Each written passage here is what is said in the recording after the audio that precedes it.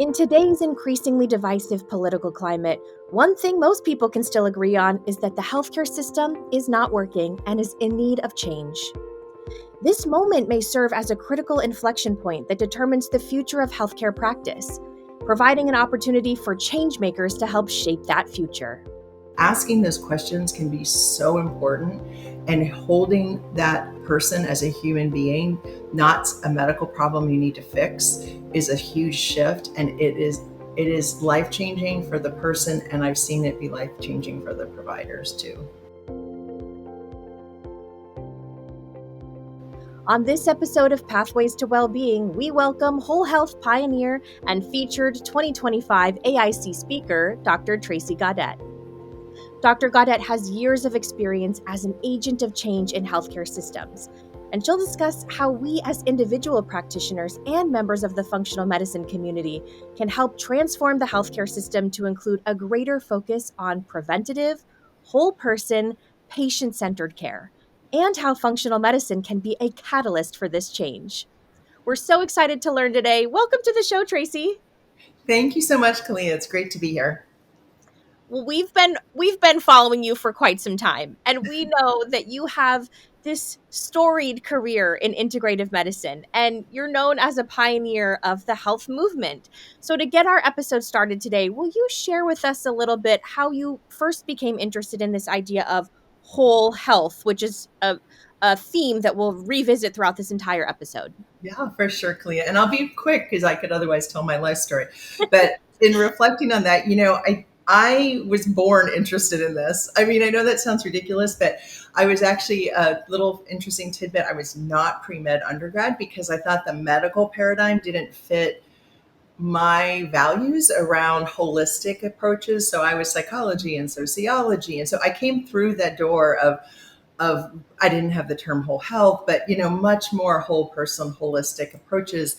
Wanted to be in healthcare, couldn't find a doorway in that actually fit. So I did end up going back, as you know, and getting my medical degree, and then chose OBGYN because it seemed like a holistic approach to health and well-being relative to other medical practices.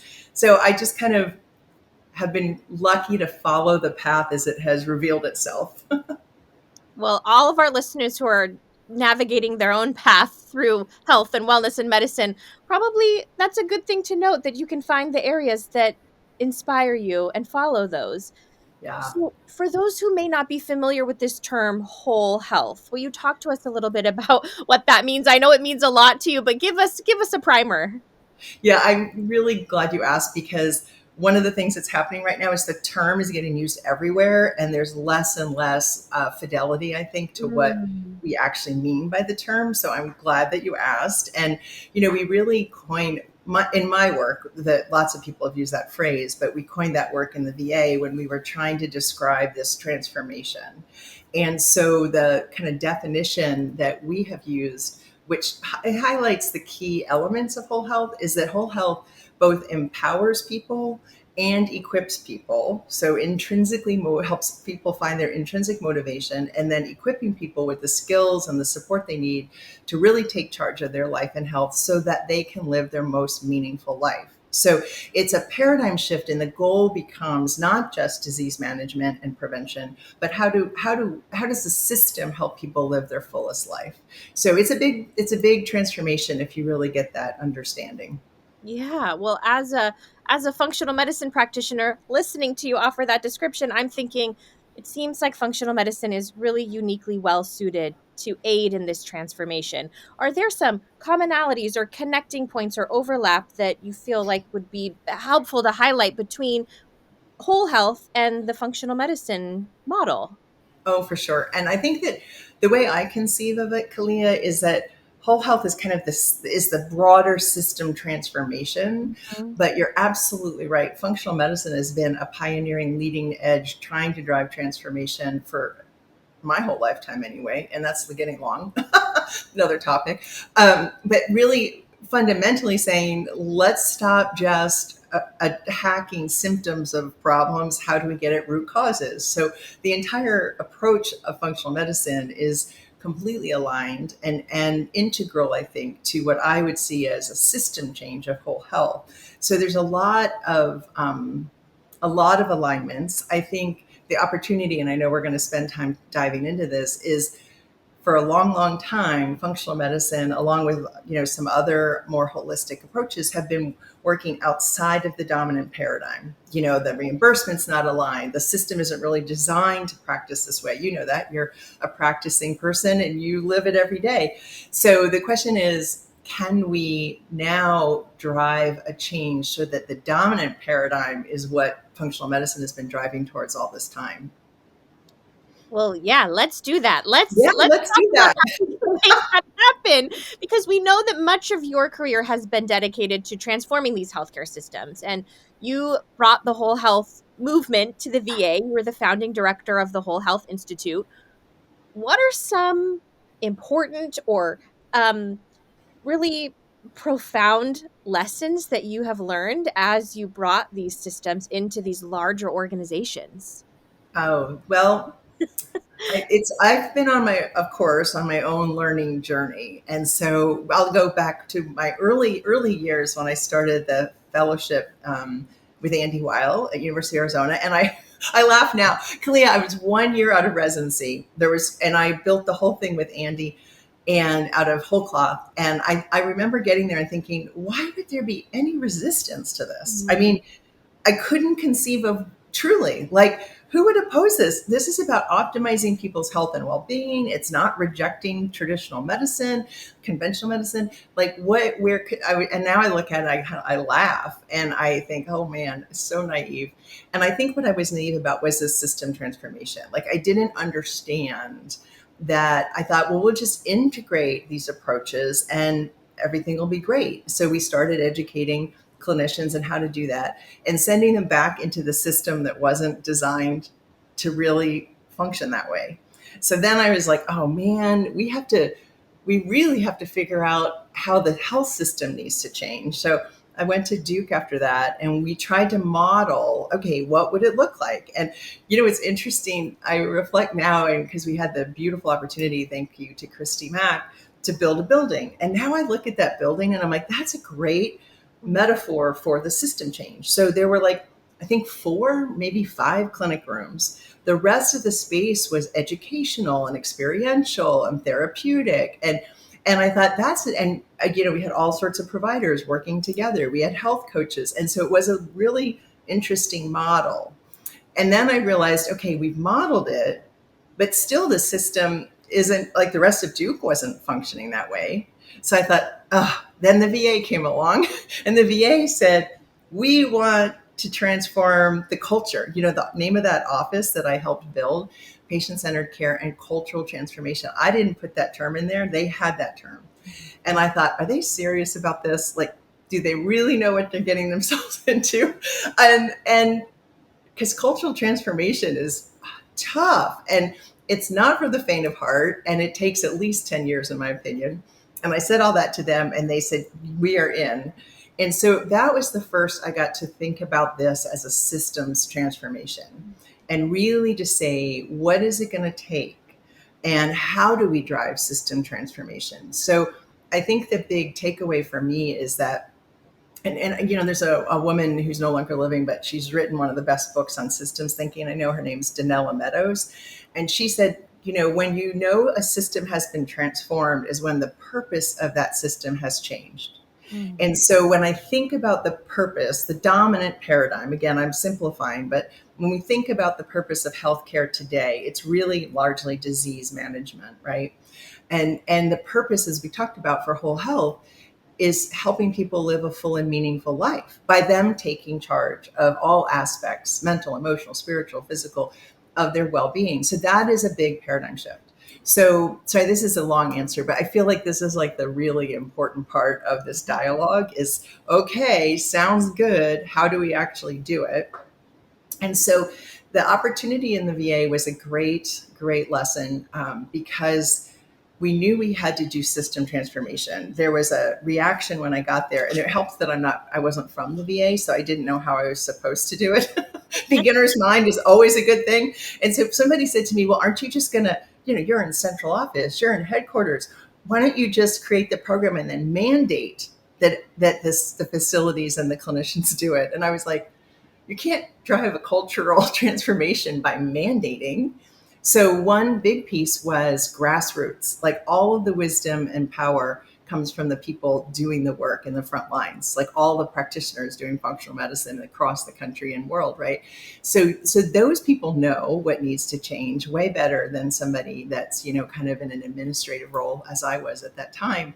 And so we really empowered the front lines. We wanted to learn from them, so we opened up all these channels of conversation, and that's what led to understanding the model that we implemented in the VA has the clinical piece, but it's also supported by peers who are doing the empowerment piece. So peers who are trained to help people explore what matters most to them, what they want their health for, what is a full and meaningful life for them. And when people get really clear about that, and I do think that's an interface with functional medicine, I'll come back to that if we want to, is that element, because prior to this work, I was practicing, while I was at Duke, I thought very good holistic women's healthcare, but I hadn't yet understood the significance of starting from a different place and starting from this exploration of meaning and purpose.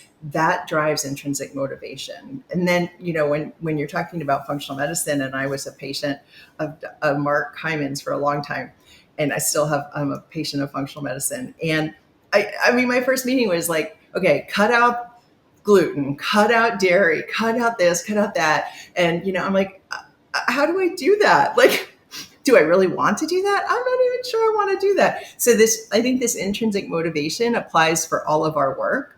And anyway, so we went, okay, we need a peer piece, and that's not in the clinical paradigm. And then once people are intrinsically motivated, they still don't have the skills necessarily to make these changes. So how do we do skill building and support? So that was really done through well-being centers, and all that was in conjunction with the clinical model.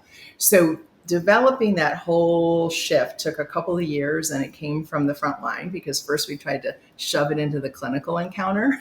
I'm sure you can imagine how that went. It's like, okay, yeah, I'm supposed to help somebody discover their sense of meaning and purpose while managing this list of challenges, and so much learning there. And then the rest of the work was really around how do we align the incentives. So once we understood the model and what we wanted to shift to, we had to make sure the finances were aligned, so that facilities were actually getting reimbursed for the peer facilities, the peer facilitators, the whole health services, the integrative approaches, et cetera. We had to make sure performance evaluations were reflecting, are you focused on whole health? Because we get what we measure. So if we're not measuring that, people aren't going to do it, So there were many systems changes that we took on once we did the grassroots piece of help us understand, those of you working directly with patients, in this case, veterans, what could this look like? If this is our vision, how do we do it? How do we operationalize it? Then we really took on the systems issues of aligning all those elements of the system to really make the system shift and the culture to shift. So big topic, really big topic. You've left me so many treasures. I've got to go back and remember where all the treasure chest I want to dive into. But first of all, just hearing you talk, and you keep saying meaning and purpose. And I know that all of our functional medicine practitioners who are listening are picturing the matrix, and the center of that functional medicine matrix, that's the mental, emotional, spiritual component, that's really focused on meaning and purpose. So I'm seeing these parallels between the whole health movement and functional medicine. Absolutely. Absolutely. I mean, it really is, it's a great alignment. And I think one of the opportunities that we have now is to build more bridges and integrate, that's when real change will happen. Absolutely. And as we talk about building those bridges and facilitating this cultural shift, you said that you anticipate sometimes it's going to take 10 years to see that paradigm shift. If someone is Mhm. at the beginning of that journey, how do they mentally prepare and stay motivated for what could be a really long and challenging road? Well, here's the good news, I think, Kalia. I do think large system transformation takes a long time. Now, that doesn't mean every individual person starts at the beginning of that timeline and has to do it on their own, right? That's the beauty of a movement. And I think we are at the beginning of really creating, like integrating and aligning all of these efforts that have been going on for a very long time into a cohesive movement. And so the great thing is, it's not every individual person has to start now, and in 10 years they'll be like enlightened, or they'll be like, check the box, I transform the system. But rather that the system in general, the culture in general, will typically take that long. But we have been on that journey now, for a little bit of time. And I know we're all conscious of what the chaotic times we're in. And a lot of those are distressing. And one of my favorite phrases is, you can't have breakthroughs without breakdowns. And that's really true. So, if everything's going dandy and the system is working great for everyone, good luck trying to really have a change in the transformation of that system. Yeah. When it's in breakdown, and I think we would all say it is, now there's a real opportunity. So I'm up for that. You're right. There's some momentum around the movement already, so we're not all entering in at the very beginning. And thinking about the sole provider, the single provider who is maybe feeling overwhelmed, they feel stuck, they feel like they're just in these nested healthcare systems, they don't know how to change it. How can that practitioner do their part to help improve healthcare and change the system and contribute to this whole movement? I think there's so much that can be done. And this may sound, I can't underscore the importance of what I'm about to say. And it might sound like, to somebody, like, that doesn't seem very significant. I am telling you, being a leader in the conversation. So I don't care, in whatever community you're with. So with an individual patient in your community, helping people understand this vision that we're talking about, that it is a transformation in what healthcare is about. Like, if we can all hold that message, I think the hardest thing about driving transformation, or I use the words because I think it is a radical redesign of what healthcare is, the hardest thing is not letting that get diluted as it gets more popular. And that's what I'm observing now. Like, everywhere I look, there's whole health this, or whole person that, or blah, blah, blah. And then you ask people what it means. And what I'm hearing, which is distressing to me, is, oh, that's just the new word. It used to be alternative medicine, and that's it's a synonym for everything else. And we're missing the danger in that is people start using the terms, but we've lost the real opportunity for transformation.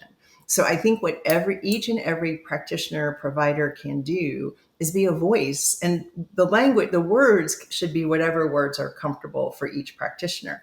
But the communication that this is a completely different way of thinking about health and well-being, that really does empower people and is proactive, that the more we can have a bunch of messengers out there, like bringing that into the dialogue, then we have the opportunity to really drive the transformation. If it gets completely diluted, and it's very, very, then we've lost an opportunity. So that's what I would request. That's what I'm hoping, is that there's this fabulous community of functional medicine practitioners, and the more we're all, singing from the same page, and realizing, I think sometimes the other thing is that, people, especially if you've been practicing functional medicine for a while, that sometimes people don't realize how radical it is. They might think it's radical because they're not getting insurance coverage, et cetera. Like, they know it's outside of the box.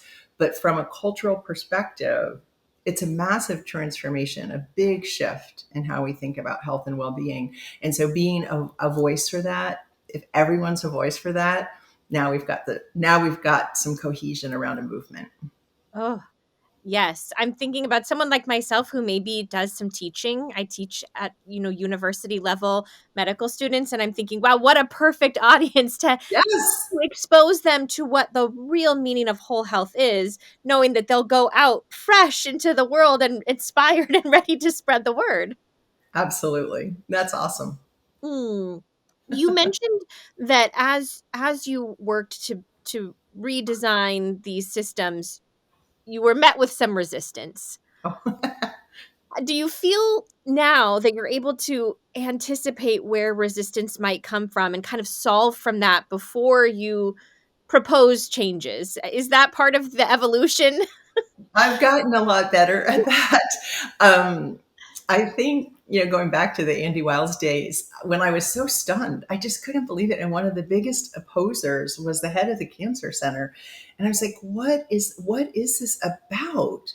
I just couldn't comprehend why there was so much conflict and opposition. Mhm. Um, and there's a story to that, but I'll probably skip it. But I will say, at the time Andy gave me this, there was a cartoon. This was 1996 to 2000, so a long time ago, and he gave me this cartoon out of some, probably, I don't know what publication, and it was these two kind of archetypal guys in white coats and stethoscopes walking out of a, like, what looked like a conventional hospital or something, and the one guy says to the other, I'll tell you what I'm worried about. I'm worried that we're becoming the alternative. And I realized that that is a huge part of this resistance that I hadn't realized before. I was just thinking, oh, like, this is better for everyone. And I realized that people were feeling very threatened. It was almost like a religion, like they had gone to this church, or this was their belief system, and they put years into training and money into this, and and they felt very threatened by, you're saying this isn't adequate. And rather than feeling a part of the transformation, they felt threatened by it and fear based. So I think coming from that, understanding that has helped me. And then when I really meet resistance, well, I guess I will tell that cancer center story. So I have learned to dive into that. And it may be useful for practitioners, like if in your conversations or in your neighborhood or whatever, you're finding somebody that's really like resistant in a way that almost seems a little outside of rational. They're not asking questions and wanting to understand. They're like, they have a stance. If you can dive into the resistance, it's sometimes really interesting. Asking questions with inquiry and curiosity, like, well, tell me more. So I did this with the head of the cancer center, and what we finally got to, I was like, what is underneath of this resistance? It took a while. We were in this meeting for probably a half an hour before we got to this moment. And he said, I am afraid. He said, cancer treatments only advance by doing research that's, of late stage cancers, people with late stage cancer. And I'm afraid that if this takes off, people will not enroll in any studies anymore. They'll choose integrative alternative medicine instead. And I Mm, was like, there it bam, like, who knew? Like, I would never have guessed that. I mean, so I learned from that, and then we could talk about that. Then we could, but I think the resistance is always a sign of something, like, peel away the layers, what's under there, and build bridges. And then oftentimes those people that were resisting will become your greatest allies. I mean, it's so fun to see that. And now you have partners in places where you used to have resistance. right. Well, can we dive into that a little bit more? Because I, I think there is this perception that a lot of what we do in functional medicine or with the whole health movement is adjunct or complementary or alternative. Have you seen, I mean, in the VA, as this becomes more and more standard and outcomes are reported and we see how effective this is, are you seeing that change a little bit, this cultural shift where now this is more normal and it is considered less alternative? Yeah, absolutely. And I think one of the challenges, and you're an expert in functional medicine, Kalia, I am not. So please, I'm interested in your opinion of what I'm about to say. I think that one of the challenges for functional medicine is people are quick to say it's all about the labs and the supplements, and they don't get the paradigm shift. And then attached to that is, and so only people with assets can even afford functional medicine. So I think that is a big misunderstanding, and is it becomes an opportunity for people to dismiss something, to put it aside, to say, well, that's good if you can afford it or if you have access to it or whatever, but Mhm. that's not affecting the whole approach. So I think it comes back to how can we understand and communicate that it's bigger than that. It's a complete changing of the way we think about medicine to root causes and healthcare, and a complete change in how we approach things. So I was in the VA when Terry Walls's book came out, the Walls Protocol, and I had a friend with MS, my neighbor, and I said, we should, like, read this book together, because she has MS and you have MS. Da, da, da. So I started this little book club in my neighborhood. And then I mentioned it to one of my colleagues in the VA. And she's like, Trace, Terry Walls works for the VA. And I had no idea that she worked for the VA. I was like, really? Yeah, she's in Iowa in one of the VAs there. And she does this with veterans. And I said, okay, I have to see this. So I got a little posse and we went to visit Terry Walls, because what I wanted to see was what I'd heard, and what is true is she did it completely in the context of the VA. So only the labs that the VA already covered, like not lots of out-of-pocket supplements. These were your archetypal veterans in Iowa, and huge nutritional changes, and she was getting phenomenal, and still does, phenomenal results within the context of a mainstream medical system. Now, it doesn't mean we don't want to change that medical system, but it does mean there's a message there, I think, for people to understand that it is a much broader and much more accessible approach, functional medicine, than the tagline of, oh, it's, supplements and lab tests. So, but you are living in the real world of functional medicine. So correct me, and I'd love your comments on that. No, you're spot on. And I'm actually really glad that you brought that up, because there is a perception that functional medicine is labs and supplements. And what I normally say is, we have access to a lot of fancy labs, but they're just one tool to help us look a little bit deeper. And I think functional medicine docs just tend to be the type of practitioner who's willing to look under the hood and do a little bit deeper of an investigation. So labs tend to be utilized. But what I hope people understand is that we have our tool, the functional medicine matrix, which is so foundational to the way we practice. And at the very foundation of that is our modifiable lifestyle factors: sleep, relaxation, nutrition, relationships, exercise, and much of that is no cost. These Yes. lifestyle modifications, and really every successful treatment plan has the lifestyle factors featured as the prominent interventions. And I hope that message becomes more clear, and I think is very well aligned with whole health too. Yes. Yeah. And if I can hook that to the whole health system, because you're absolutely right. And what I love about with the approach of whole health is that emphasis on empowering people and equipping people. So when the practitioner says, here are all the lifestyle changes that you can make, and they're not easy, right? If somebody's only eaten one way their whole life, or moved their body or not one way their whole life, it's hard. So I think the cool thing is, if we succeed in really transforming how healthcare is practiced, and it's a clinic plus, peer facilitation groups that anyone can join, that really help people get intrinsically motivated, and well-being centers where they learn to eat a different way and cook a different way and manage their stress a different way and move their body a different way. You can begin to see how, then that person is supported in really taking on those recommendations, because now you have a system that's designed and has core competencies to support that. Currently, we don't. It's crazy, right? We tell people all the time, oh, lose weight, exercise more, reduce your stress. And then we usually say, see you in a year. Hope that turns out well, and then we're surprised when people are quote unquote non-compliant, or a little less obnoxious, non-adherent. Well, come on, people are trying to get through the day.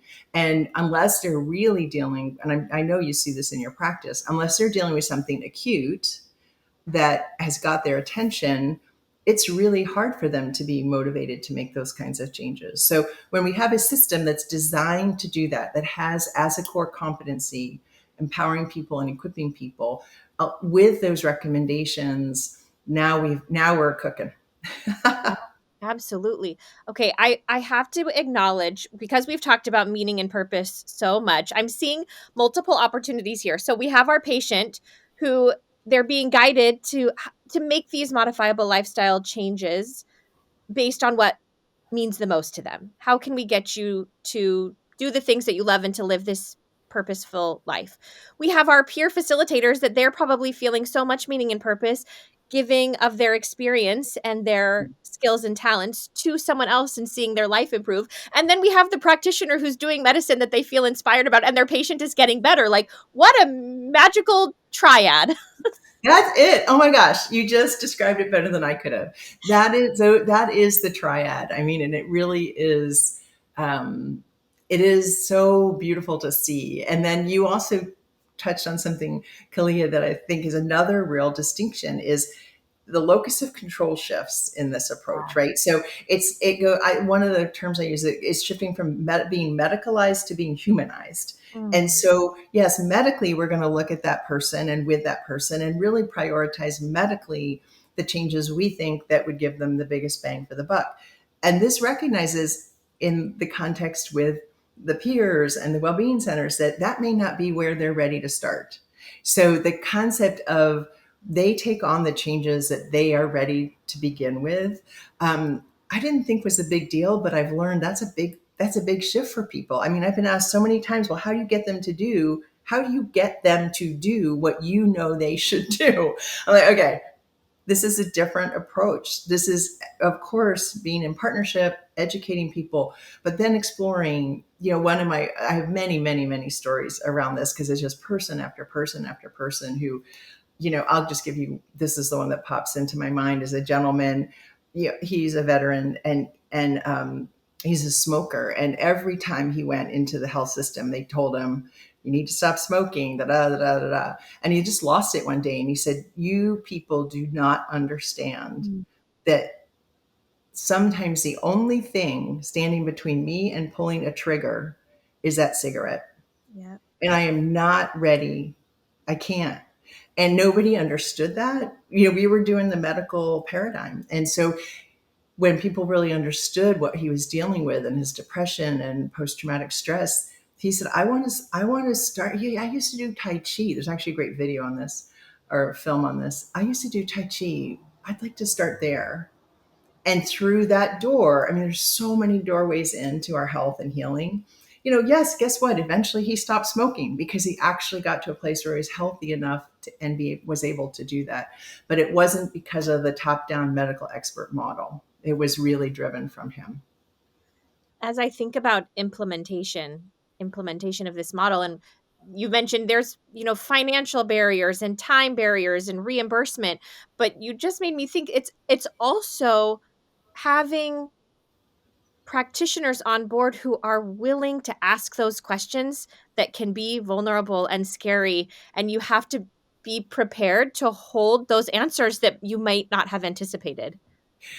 Oh, you are so right. And the thing I would add to that is a shift for us Yeah. as healthcare practitioners is us shifting from being medical to human, meaning we are trained to think our job is to fix the problems that people present with. Like that's your job. And this is a different approach. It's like, yes, of course we're going to fix problems where and when we can. But a lot of people don't want to ask those kinds of questions because they feel like, oh my gosh, if I reveal the fact that this person's life is a mess, now I have to fix the life, And so understanding that it's actually just asking those questions can be so important, and holding that person as a human being, not a medical problem you need to fix, is a huge shift. And it is life-changing for the person. And I've seen it be life-changing for the providers too. Hmm. There's layers upon layers of You shifts know, in this whole model. Individual systems, our yes. mental, emotional, spiritual health, it's all shifting, which is beautiful. I want to take a moment and hear about your latest role at Southern California University of Health Oh Sciences. yeah. You're the executive director of the Doctor of Whole Health Leadership Program, which sounds incredible. Will you tell us a little bit about this? What's the goal of this program? Yeah, it's perfectly aligned with this dialogue, right, Kalia? So here we are. I wasn't familiar with SCU until they approached me to get some input on a new doctoral program they wanted to do. And initially they were thinking about a doctorate in integrative medicine or integrative health. And I said, I don't really get that. Like, I don't really understand why one would want a doctorate in that area. But I was quick to say, but I'll tell you what the nation needs. The nation needs leaders I mean, everyone's now calling for this transformation that we're talking Mhm. about. But A, do people really, as we said, understand deeply what it means and then have the skill set to drive system transformation? That's a different kind of leadership than leading an established organization. Both are good, but they're very different. To be a catalyst and a driver of transformational change is a unique kind of leadership. So we were brainstorming with SCU, and I said, I think there needs to be a, a, a program, and this is a doctoral program that prepares people to do that. Mm. And so they said, that sounds great. And then one thing led to the next. And I created the curriculum with a cohort of amazing faculty. And we started the first class in the fall. The second class just started last week. And it's really exciting. And it's an amazing opportunity, and it's the first degree of its kind. So, if people feel drawn to help be a change agent and want further education in that, check it out.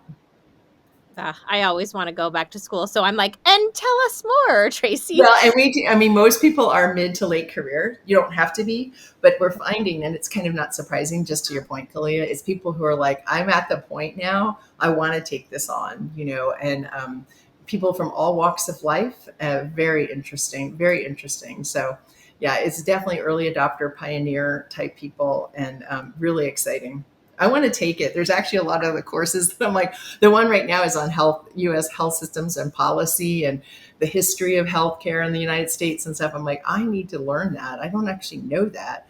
Kevin Ergel's teaching that. I'm sure you could get in there. I'm sure they'd let you sit back and audit the class, right? But Yeah, I mean, we've talked about in all of your learnings trying to implement these systems, barriers and hesitations and just structural issues. Are these the leaders that will help to guide our future organizations through these obstacles and help them to implement programs like whole health? that is the goal. And I think, as with anything, like in the VA, there was my team in my office, and there's still a great team there. And so the kind of leadership skill we're talking about is very useful if you're in that kind of role, but that is only effective if the front lines are aligned. So it takes both. You know what I'm saying? Like, great leaders are nothing. Have you ever seen that YouTube video called The First Follower? It's ancient old, but you should watch it, Yeah. right? It's like that. Like, I was the crazy leader person, but if nobody stood up to follow, nothing would have happened. And so it's true for these leaders too, these students who will be graduating with the doctor and whole health leadership. They will be prepared to take on big leadership roles wherever they are, and that will only be effective if they are joined with Mhm. the people living this day to day. Right. Are the students more a medical background or business background, or is it a mix? It's a mix. We kept it. I was really hoping we wouldn't. No offense to other physicians like me, but I was like, oh, please don't let this be all MDs. Because that's not how you drive change, right? So it's a lovely mix of people, both clinicians, but also health educators, administrators. It's going to take a broad spectrum of people and experiences to really lead this transformation. So we're really happy to see that kind of diversity. Ooh, so exciting. It's the perfect time. I think, like you mentioned before, there's a lot of momentum about this. And I think this type of conversation will be a big theme at the upcoming annual conference. And I know you're involved in several sessions at our upcoming AIC. Without giving too much away, will you just give us a little taste of what our attendees can expect to talk about or learn, or the types of conversations you'll be engaging in? Sure thing. I'm excited about it. And I have been really lucky to be a part of the planning group. And I'm like, are you guys sure you want this much of us? But I think it's just in the spirit we're doing, Kalia, which is this is when we all dance together, real change can happen. And if we don't, this is a line from a poem, but if we don't, the next world will look a lot like this one. So that's the moment in time that we're in. So let us dance together.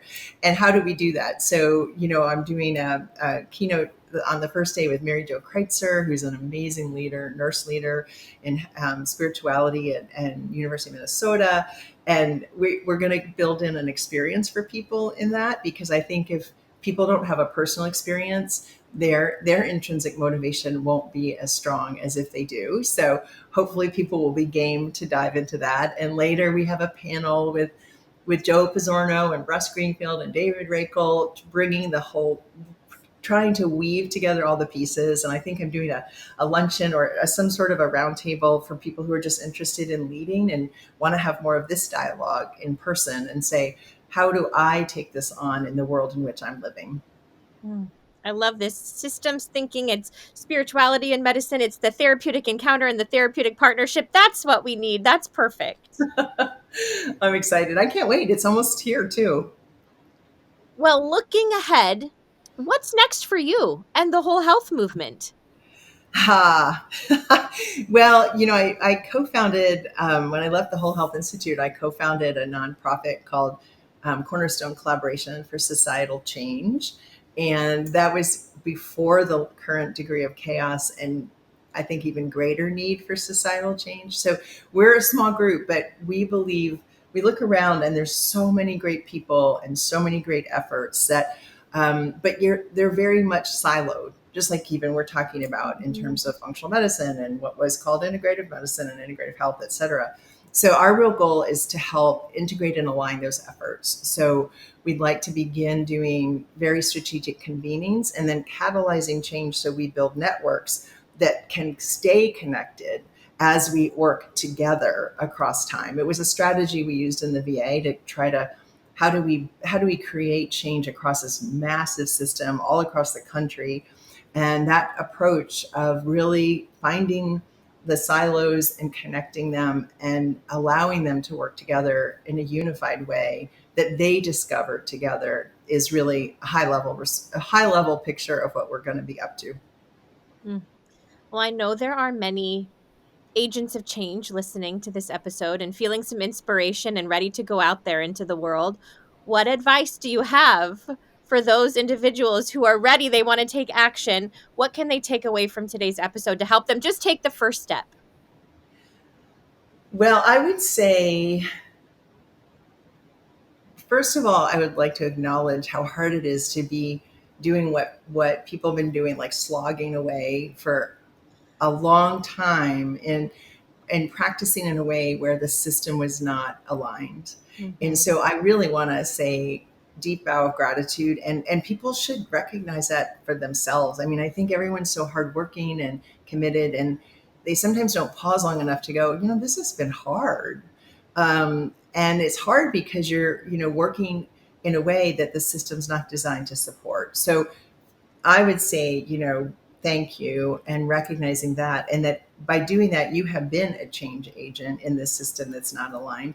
And now hopefully we can work together to get that system really transformed and aligned in a way where you can go, oh, I'm not fighting quite as much. I am actually leading and people are benefiting personally and professionally. So I think that's where we're at. Beautifully said. And I want to thank you so much for your time today and sharing your experience and also your really authentic passion and energy around the work that needs to be done. I think sometimes, like you mentioned, we need an infusion of that type of optimistic energy, even when it's hard. So thank you Yeah. so much for sharing your insights, your experience, your advice for what's to come. We're so excited to learn from you at AIC, and it's just been a pleasure chatting with you today. Oh, you too, Kalia. I learned a lot from you and I'm looking forward to learning more. We'll see you all at AIC.